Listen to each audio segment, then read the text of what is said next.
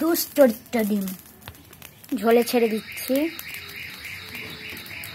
এই ডিমটাও দুশ্চরিত্র ডিম, এটাও খারাপ ডিম, পচা ডিম। আর এই ডিমটা সত্যি ভালো। এই কুসুম দুটো ঘেঁটে গিয়েছে, তার জন্য এটা হচ্ছে দুশ্চরিত্র ডিম। এই ডিমটা কুসুম ঘাটেনি, এই ডিমটা সোজা হয়ে আছে, তার জন্য এই ডিমটা ভালো ডিম। ঝোলের মধ্যে ছেড়ে দিলাম একে শান্তভাবে। রান্না করাটা এতটাও কঠিন বিষয় নয়। মশলা কষাবেন, জল দিয়ে ঝোল করবেন, আর হলুদ লবণ এইগুলো 5 ফোড়ন সব দেবেন।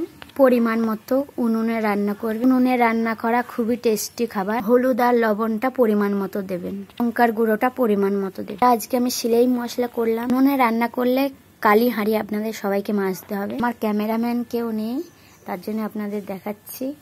ভিডিওটা দেখবেন, শেয়ার করবেন। যারা দুশ্চরিত্র ডিম চেনেন না তারা সবাইকে শেয়ার করবেন, সবাইকে জানাবেন দুশ্চরিত্র ডিম কাকে বলে।